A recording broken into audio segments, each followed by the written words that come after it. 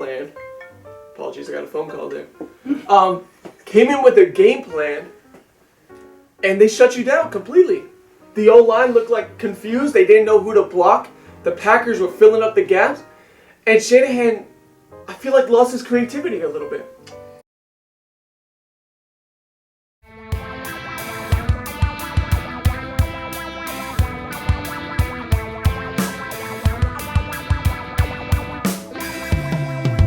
Hello, ladies and gentlemen, and welcome to the Heavily Contested Podcast, the podcast where... Finally!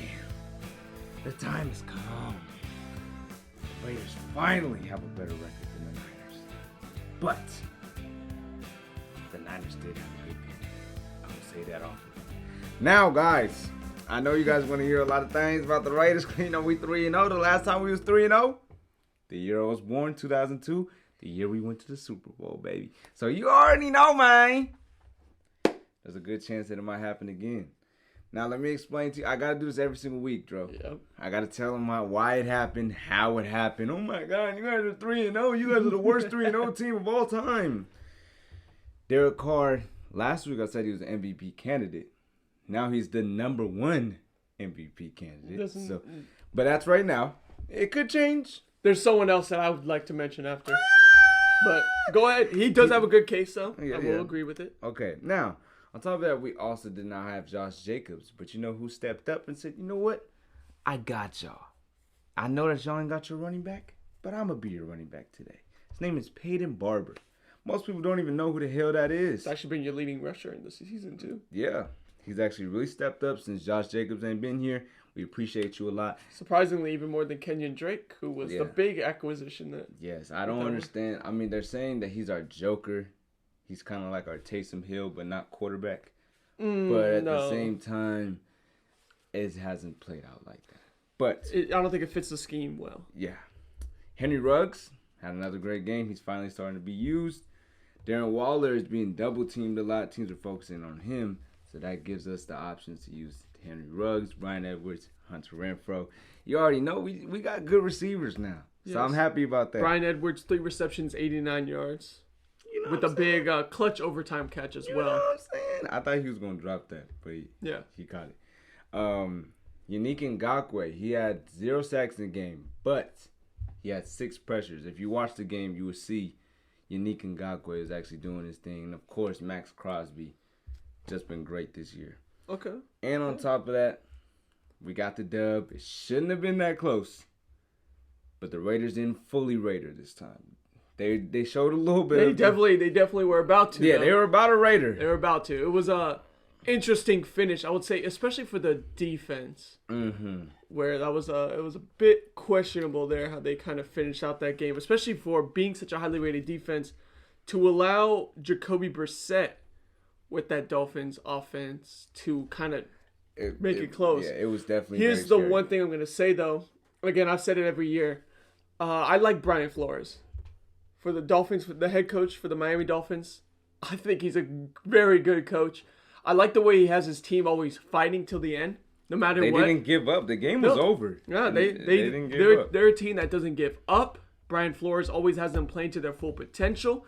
That defense is still nice. I think the only thing is now for the Dolphins, is Tua the answer? Obviously, Tua didn't play this game, and who knows if he plays next week with the injuries. So the problem with Tua is injuries, and when he does play, is he the answer? Because right now, the main problem that you could look at with the Dolphins is they actually have a solid receiver. They have everything else that they need. Almost everything else in piece. Not like great pieces, but solid pieces. The last thing they need is a quarterback to complete it. Now, Tua didn't look horrible in his first game, but he also didn't look revolutionary, right? And I don't think he's a quarterback that you could use for the playoffs. We're not even talking Super Bowl. No. I don't even think he's a quarterback for the playoffs. And that's one of the biggest issues. I think he has the potential. For me, I think it's injuries that could be an issue for Tua. But credit goes to Jacoby Brissett, who actually played a great game. Being the backup quarterback and, leading his team back almost to a victory there. Big fourth down. Was it a fourth down play that he hit to Gesicki? I thought you were talking about... the run that he rushed in, of course, but then in the overtime drive, wasn't it a 4th and long? That he stepped up in the pocket and threw a great pass to Mike Gesicki, which again, the pieces around the Dolphins, Gesicki's a top 10 tight end. Good tight end. You got Will Fuller, Jalen Waddle. So they got speed on the outside with the receivers. It's just the missing piece right now is that quarterback to complete it all. And an O-line too. There's O-line pieces that are missing. But still, Dolphins have great potential. Raiders, on the other hand, Derek Carr looked amazing. Besides the one pick six, Derek Carr looked like how we expect Derek Carr to look back after that 2016 season. He's looking a lot more consistent. He's making good throws under pressure. He looks confident. And the key to quarterbacking is confidence. And Derek Carr is showing all of that right now. And also, the receivers, Henry Ruggs, still, I feel like they're underutilizing him a little bit. He could be used a little more. But when he is used, he's making great plays. Darren Waller. Jacobs hopefully can come back healthy. But right now, they got a good replacement Barber right now. And then Bryan Edwards is a big one. Bryan Edwards has made some big plays here for the Raiders over these last few weeks. So the Raiders, things are looking up for them as they got a tough matchup. And we'll explain why that's a tough matchup coming up this week. It's a real test for the Raiders here, I'd say, because, the Steelers are obviously showing. The one thing I have to say for the Raiders, it was impressive when they went into Pittsburgh and beat them. But obviously now what it's showing a little more is that Pittsburgh is actually just a bad team after their loss to Cincinnati, which we'll explain about later. But for the Raiders, you are 3-0. You're the top team in the AFC right now. And you have a big game coming up this week. And I guess we'll see how that goes. But to the Raiders, congratulations. You're the Week 3 champions. Let's see how it goes further on. On to the Niners, which I have... I have a lot to talk about. First of all, I'll just let you take this. I'm just be quiet. Me and Travis both did our guarantees. Travis guaranteed that the Packers would win. I guaranteed that the Niners would win. The reason why?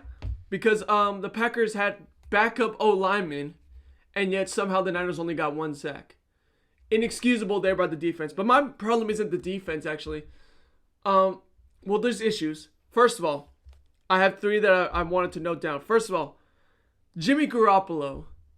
Again, I said, didn't I say this last week? I said, if Garoppolo wants to be the starter for this team, he has to be an above average passer at the least. You know why? Because if he's going to be a below average or just average passer, we might as well put Trey Lance in. Right? And what'd you see during the game? I saw average. Because Garoppolo is it's so weird.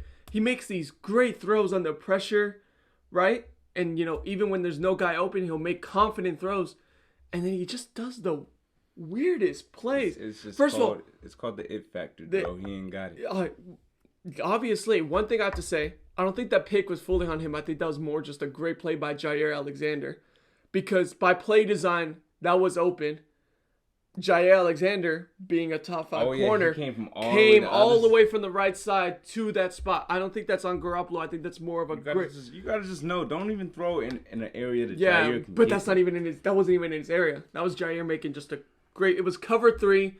Kittle was going up against the safety. He was beating him, and Jair, all the way from the right side of his cover 3 spot, came across the field with great speed and took that ball. So that's called the it factor. I don't blame that so much on Garoppolo, but the plays that I do blame him on is just when he's under pressure. First of all, that fumble. Oh my God, that fumble.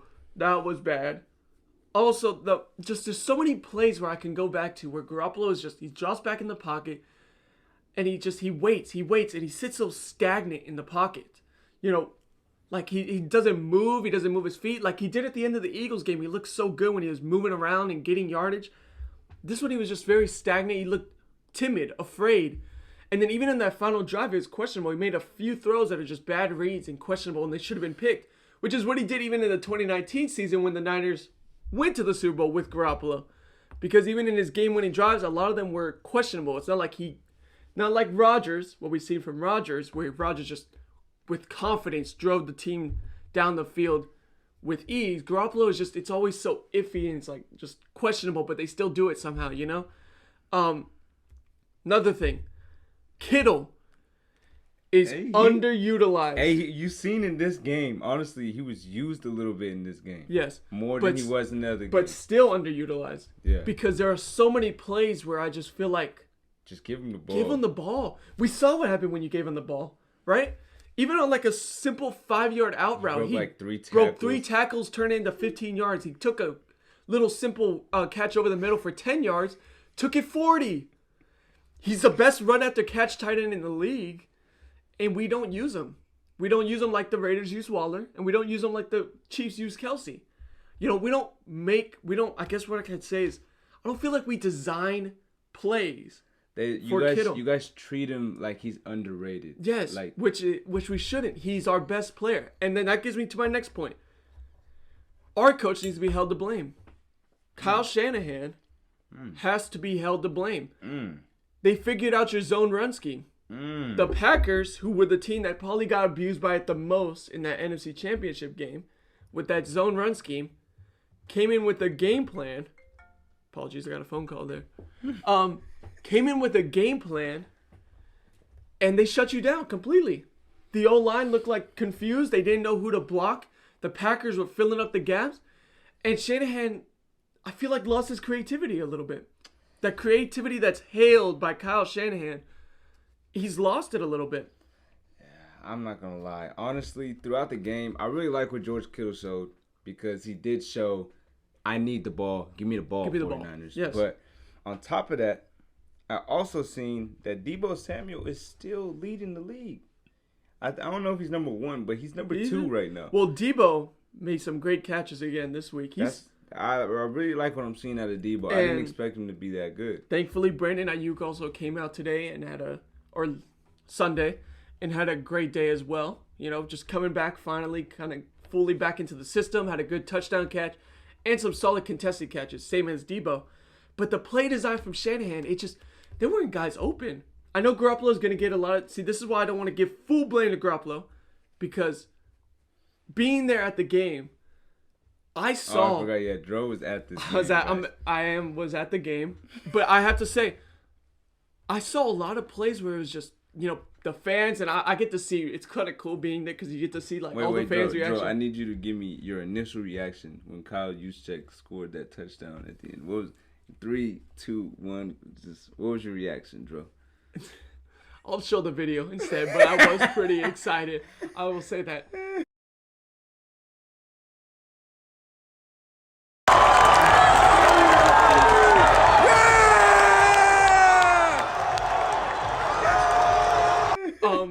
One thing is, though, after I did celebrate, I was thinking for a second, 37 seconds is too much time for that bad man over there in Green Bay.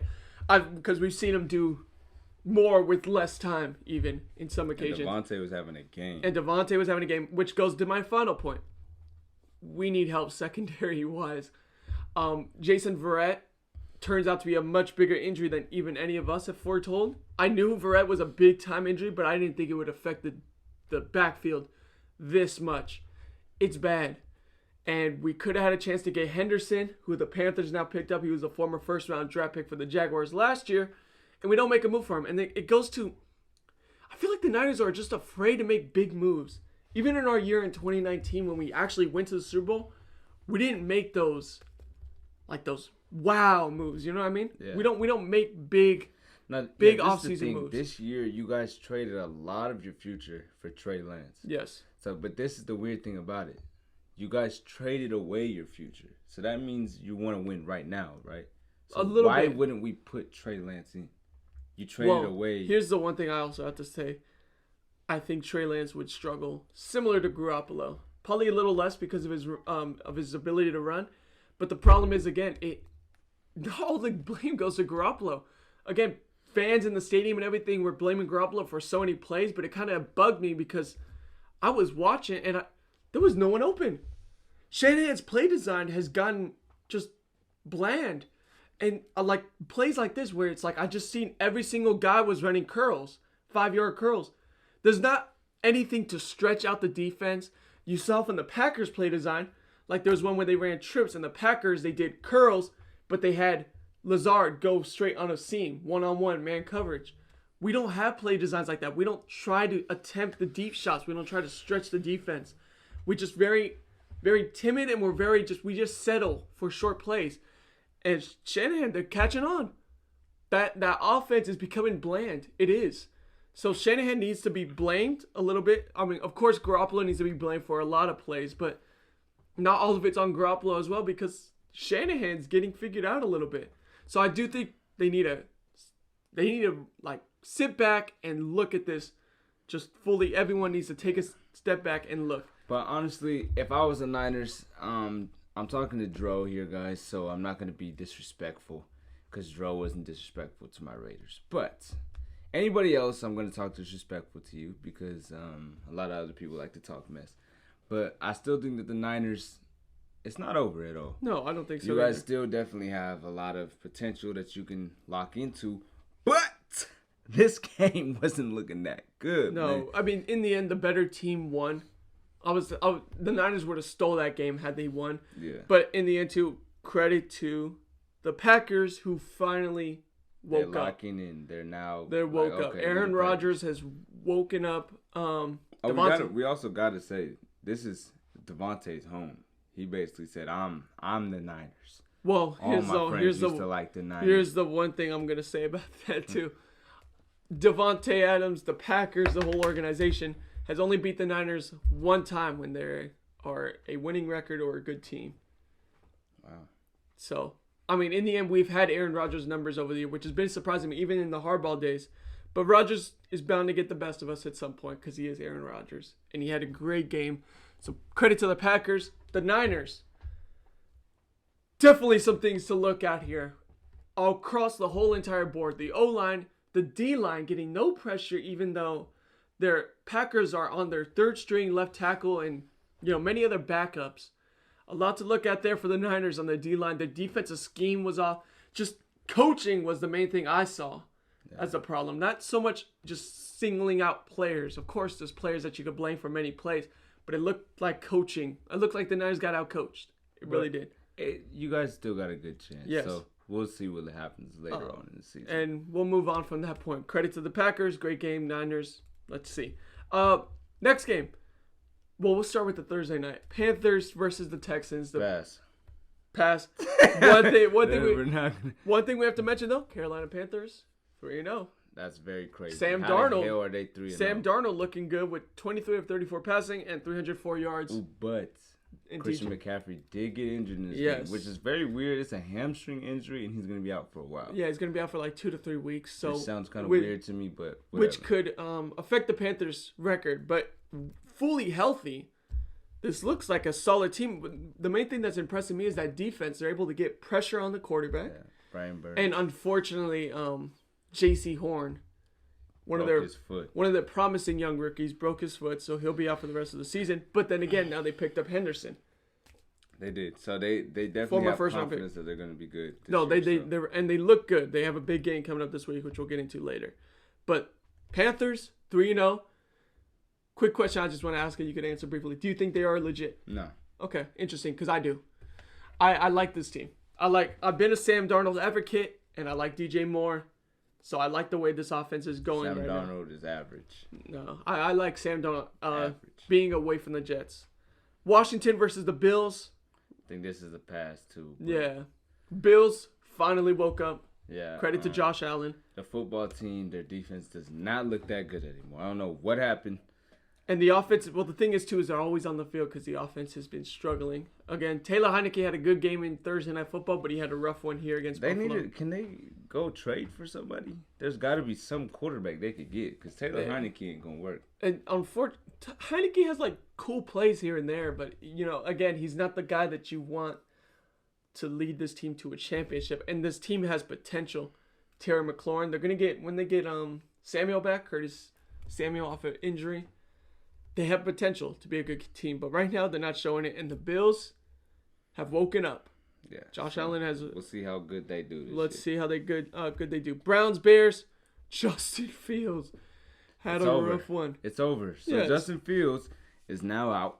He ain't starting no more. They might. Yeah, the argument, the discussion. Andy Dalton ain't starting no The more. discussion. Now they talking about Nick Foles. Possibly being in. When's the last time Nick Foles played in the game? 2 years ago? Here's my advice to the Bears. Fire Matt Nagy. Fire Matt Nagy. Fire Matt Nagy. I never thought he was a good coach. Even when he made the playoffs that year, I was like surprised. I was genuinely surprised because I thought they took Matt Nagy because he was in an Andy Reid system, right? But that was the year that the Chiefs' offense wasn't the best part of their team. It was the defense. I just honestly, the Bears. I'm telling you guys, we won the Khalil Mack trade, bro. I don't think they did, but here's the one thing: the Bears are wasting a defense. So they have one of the best defensive players of our generation. They're wasting a good defense. On the other hand, my defensive player of the year candidate, Myles Garrett, 4.5 sacks. That was a great game. Let's see if that Browns defensive line keeps it up though, because in the end, that Chicago O-line is nothing to be praised about for that O-line. That O-line is rough, which is going to make Justin Fields struggle, which is why I said from the beginning, Bears fans just wanted Fields in from the beginning. Relax. They're rookies. Peyton Manning threw so many interceptions his rookie year, even going into his 5th year in the NFL. They're not. It's really actually rare when you get those Justin Herberts and Baker Mayfields. When you get those guys, people now expect those to be like the norm. You know, they expect it to be the normal thing with quarterbacks, and they're not. It's not that easy, buddy. The transition from college to the NFL is much harder than people think. Ravens, Lions. I think this is the past two. I'm not gonna lie. Yeah. I don't care about the Lions. I have DeAndre Swift on one of my fantasy teams. First of all, I appreciate him. Just one thing to mention: the Lions just know how to lose in such incredible fashions. I have no words for the Lions. Also, Hollywood Brown. I never want to hear. I swear I don't want to hear that argument that Lamar Jackson is just a running back, because Lamar Jackson threw 3 incredible passes that all should have went for touchdowns. Lamar Jackson should have had 3 passing touchdowns in this game, and Marquise Hollywood Brown dropped all 3 of them. And he's their wide receiver 1. In the end, I don't know what's up with Hollywood, because Hollywood was so good in college. Nah. And he's still off, and he looked good actually in these first 2 games, and now all of a sudden he ain't got the it factor. It's the it factor. I'm telling you guys. And then one more thing, IT factor. One thing I want to mention about the Ravens too. I've said this off camera. Justin Tucker is the greatest kicker of all time. This was the 66-yard? Yes. Yeah. This just proved it. Tucker has been the most accurate kicker in history. Of course, people want to say Vinatieri because he has the clutch kicks in the Super Bowl. But then again, you can't put that against Tucker, because Tucker isn't the one that sends them to the Super Bowl. It's the team itself that has to get them there. But and I guarantee you, 66 yards, that's a long distance. The fact that the team was confident enough to put him out there in 66 yards and said, "You are going to win this." He barely made it. But he made it. He made it though. And that's now the longest field goal in NFL history. I think even the statistics show now that Tucker is the greatest kicker of all time, most accurate, because it seems so rare these days where you could just have a guy like that where you're just so confident you're going to get 3 out of every kick. That's crazy. Next game, Colts Titans. Titans, honestly, I don't see the offense that I was expecting this year. Yeah, I thought it was going to be scary. I thought they were going to be like the Bucs last year. No, they don't. Defense, we knew for the Titans was going to struggle, but I thought the offense would be able to pick up some of that slack. Oh my gosh, yeah, the Titans still won though. I know we're saying it like the Titans lost or something, but the Titans still won. The Colts, injuries again are killing them. And they don't have a wide receiver 1. Still a solid. It's just, thing is though, for the Colts, don't sleep on them, because they did have a tough 3-game start. They went against Seattle, and then I believe it was the Rams. So they got 2 of the NFC West teams out of the way of their schedule now. It could get a lot easier, and the Colts can start catching fire a little bit, especially because the NFC West is obviously the best division in football. Second place will go to the AFC West, which I'll talk about right now, because the Chargers and the Chiefs played. This was game of the week. And the Chargers went into Kansas City. Justin Herbert went into Kansas City, threw 4 passing touchdowns on 281 yards passing. Mike Williams has finally woken up. That first-round pick for the Chargers has woken up. 7 receptions, 122 yards, 2 touchdowns. It's now the 3rd game in a row where he has touchdowns. And the Chiefs have lost and are now sitting at 1-2, last in the AFC West. So I like the way that sounds. I have to ask you, should the Chiefs be scared? No, they're still the Chiefs. Okay, There's nothing that Patrick Mahomes can't do. If we're being honest here, Travis Kelce and Tyreek are still in the top 10 for receiving. People, you can make the argument too that the Chiefs are just a couple mistakes away from being 3-0 as well. They shouldn't have lost that Ravens game. They won that Ravens game. They're easily. They could. It's funny. The Chiefs it's a weird one this year. They could easily be 0-3 because they almost lost that Browns game to a couple plays that you could look back on. But they can easily also be 3-0. 3-0 because had Clyde Edwards-Helaire not fumbled, the Ravens don't win that game. No. And also, had the Chiefs not had 4 turnovers, 2 of them were actually, I would say 2 of them are because of the Chargers. That defense is actually, turns out their coach, moving on to the Rams D coordinator for their head coach, might have been a solid move because that defense, Asante Samuel Jr. now, the rookie, is stepping up. Boy. Derwin James, of course. We didn't know what was really going to come out, but we knew the potential. Oh, yeah. And then Derwin James and then Joey Bosa. That defense actually looks. That's the real Bosa right there. Yes. That's. I can't argue with that right now with Nick Bosa's performance last week. Bosa hasn't really done anything this year, but. Well, no, he has. He's gotten sacks, of course, but this last game here has just been rough for Bosa. But Joey Bosa had a good game as well. But the Chargers' defense has been the most impressive thing. In the end, though, I still feel like a couple of the Chiefs' turnovers were more on them than. Yeah, honestly, I feel like sloppy. The Chiefs, they're just probably in a Super Bowl slump. They're probably depressed. We just lost to the Bucs, man. They probably hate life. You know what I'm saying? They probably had to get some counseling. They're just they're a little off mentally, but of course, I think it's with a coach like Andy Reid. Hopefully, Andy Reid's okay. I know he went to the hospital after that Chargers game, but from what I heard, he's doing good. With a coach like Andy Reid, this Chiefs team will probably get back on track, especially because they have an easy game next week, which we'll get into. Saints versus Patriots. Patriots are in trouble. It's over. The Saints look good. Again, they kind of got back into rhythm a little bit. Although the Saints don't look as powerful as we might have predicted them to be based on that first week 1 win. They still, they're a little sus. Kamara's not breaking out. Honestly, I expected. Like the Patriots, I don't care for the Patriots at all. But the Saints, once Michael Thomas comes back, it could be interesting. That's when I want to pay attention to. Yeah, let's see how that team goes. The Patriots, Mac Jones had a rough game. 3 interceptions from what I heard. Yes, so Mac Jones had 3 interceptions and 270 yards passing. And they got a rough team next week. It could get bad here for New England. And then you got a question. Was going with Mac Jones the right move, or should they have gone with Cam Newton? Honestly, at this point, Cam Newton should have stayed on the team 100%. They should have had him on the. First of all, I think they should have had Mac Jones. Yes, I think they should have had Mac Jones sit behind Cam and, it would be a completely different offense, but it might have worked still. Should have did it. Falcons Giants.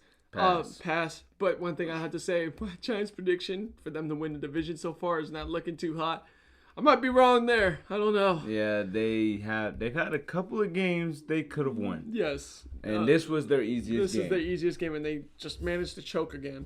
They're looking like the Falcons last year with the way they're just choking at the end of the game. Bengals versus Steelers. Steelers. So this is what you mean. The Steelers are not that good, but they're not. At the same time, they only were able to put up against not a great Bengals defense. They were only able to put up 10 points. Big Ben, again, having to throw 58 passes is not okay, first of all.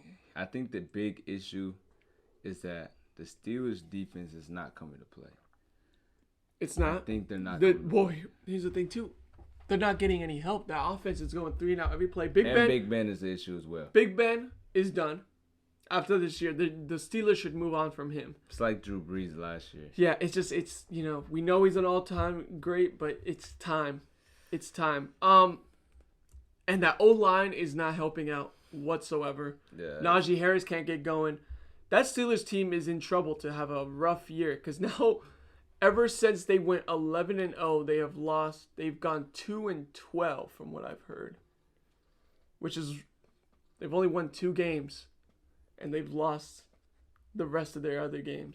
Not 2-12. My apologies, but they've only had 2 wins. The last one was against the Colts last year, and now against the Bills to start the year. And now their offense is not there. It's not. And on the other hand, Joe Burrow, looking nice, but I'm still not sold on the Bengals yet. I don't think it's a big win. I don't think it's a big celebration to beat the Steelers anymore. I don't think they're that good. You know? Yeah. I don't see the Bengals. The Bengals are not anything special at all either. No, though, and I don't think they're anything special either. But I think that just shows how bad it is for the Steelers right now. On to the next one. Cardinals, Jaguars. What we expected. The Cardinals to win. Jaguars suck. Trevor Lawrence. They still suck. Trevor Lawrence struggling. Again, I'm going to say this. It's rough, but let's relax. He is a rookie. And we've seen it from Peyton Manning himself where he's struggled. That's the one thing I'm always going to hold to the top is that a top 3 quarterback all time. Yeah, if he struggled as a rookie, most people are probably going to struggle as a rookie. Yes. So there's going to be ups and downs for him. Trevor Lawrence showed good plays and he's showing rough ones, but let's not give up on him either. There's a reason why he was picked first overall. On the other hand, the Cardinals, Kyler Murray looks great again, even though he only threw no touchdowns and he threw an interception. He's able to mount the team down the field just so easy, you know, with great throws, and his running ability is so big. So big. AJ Green had a good game too, rushing for 100. Wait, or no, not rushing. Receiving 112 yards, so a big game for AJ Green. But the Cardinals look good. Big game coming up for them. Broncos beat the Jets at home and are 3-0. Guys, are the Broncos? Let's calm down on the Broncos. Okay, are the Broncos legit? No. They just beat who? The Jets, exactly. The who? No, again, I'm gonna agree with Travis here. I don't get too sold on the Broncos yet. They haven't beat any good teams. Didn't they play the Jets too? Yeah. So let's see how the Broncos do next week with a kind of a more formidable opponent. The Jets and the Texans. The Jets, who they beat last week? They beat the Jaguars. Jaguars, the worst teams in the NFL. Yeah. So And they beat the Giants, who are also struggling. Yeah, they beat all the worst teams. So let's slow down on the Broncos, but impressive for Teddy Bridgewater, who's still playing solid, and that defense still looks formidable. Dolphins, Raiders, we already went over that. My apologies. You already knew that. Big dubs. Bucks, Rams. This was a great game. My MVP candidate, I think, who now just submitted himself as the clear favorite, Matthew Stafford. Passing for 343 yards and 4 passing touchdowns. Beat the Bucks at home 34-24. Tom Brady had a solid game, but the stat sheet doesn't show everything. He did struggle a little bit, but that's not all on Brady, because when Tom Brady's your leading rusher at 14 yards, they don't want to run the ball. There's your problem. Here's the one thing I got to say about the Rams. I said this at the beginning of this. I think it was like episode 4, episode 3. I said the Rams are the best team in football. They're going to win the Super Bowl because Matthew Stafford is the MVP. Because I think that was the key that the offense needed to expand themselves more as a deep threat. He is the MVP favorite. And the thing is too, I think they just match up better against the Bucks. Because they just have the great defense. Because the thing is they got Jalen Ramsey. They got they have other formidable DBs as well. But Jalen Ramsey, of course, is the key who could cover any of those 3 receivers that the Bucks have. So you want to compare it to the best team, who was considered the best team in the NFC, which is the Bucks. And their D line gets pressure on Brady, and we know how Brady is. It's rough for Brady to succeed when he's under pressure and under duress. Yeah. Right? I think the Rams just match up better against the Bucks and pretty much any other team in this league. With that D-line, with that secondary, and with that offense. Cooper Kupp is now looking like a top 20 receiver in the NFL. Okay. But he is actually the leading receiver in the league now. Which is interesting. It's not everything, because his second best receiver is Robert Woods. But Robert Woods is a 1,000-yard receiver for the past 4 years now. But you got to think about who the players are. Tyler Higbee, solid tight end. He's an average tight end. In the end, let's not get it wrong. It's not average. They're solid pieces. This is a team that went to a Super Bowl because they were a top offense with these pieces. Remember that. They were the best offense in the league, and right now they're looking like it again because McVay is just, first of all, he's a great play caller. He's a great head coach. He pumps up his team, and again, I think he's still the best play caller in the league, and it's looking like it. with the play designs of the game. Sony Michel also had a solid game rushing. Some tough runs there. Vikings, Seahawks. Minnesota's legit. I said this. Seahawks are not. I don't think the Seahawks are anything this year, honestly. Well, I left them out of my playoffs, I'm pretty sure. And I think that the Seahawks are not going to be that good. I left Seattle out of my playoffs, and I replaced them for the Vikings. Because I think the Vikings are actually a more legit team than Seattle. I think that Vikings offense is legit. And I think that Seattle defense, again, is still going to struggle. And, again, Russell Wilson, stats are going to show that he had a great game. But in the end, he wasn't able to get the ball downfield, make key plays that you see Russell Wilson make. Also, though, that old line still sucks. But besides that, there's not too many excuses you could give for Wilson when he has DK Metcalf, Tyler Lockett, and Chris Carson, who actually... Chris Carson actually been stepping up, up with the big run. So, Russell Wilson... It's weird how this offense can't move the ball a little bit. Like, they went stagnant there at the end of the Titans game, and now this game, they couldn't... And this is the Vikings defense that's just struggled. They let Cincinnati throw all over them, and they let the Cardinals throw all over them. It's weird, but in the end, the one thing I have to say about the Vikings... Kirk Cousins has looked like one of the best quarterbacks in football right now. And I've said this about Kirk Cousins before, that Kirk Cousins is arguably a top 10 quarterback. You don't want to know why? Because look at the stat line right here. 918 yards passing, 8 touchdowns, and no interceptions. Kirk Cousins has always been the scapegoat for the Vikings. But we've seen what happens when Kirk Cousins has a good O-line blocking for him and good receivers. He has the ability to win those big games, going into New Orleans and winning that game. Wait. So Kirk Cousins is top 10 quarterback in the league? I said arguably. But so what I put him in is in that 13 to 10 range. I don't think right now too the stats show. He's top 5 in yardage thrown in the league, and he's got 8 touchdown passes to no interceptions. And the Vikings are 1-2. Kirk Cousins gets blamed for these games that he has no business losing because he's playing great out there. Kirk Cousins has always been a scapegoat and an underrated quarterback, but I think he is worth the money that the Vikings are giving him because he's playing at a top level right now, which he's kind of been doing for the past few years, but he's just always been seen as that guy who can't do it. Which this guy obviously sees him as, but he's terrible. But we'll leave it. To say that he's terrible. What? He's terrible. Kirk Cousins. He's terrible, bro. He threw 3 touchdowns against the Bengals. He threw 2 touchdowns against the Cardinals. I don't care what he did. And he threw 3 touchdowns He don't got that it factor. He don't got it.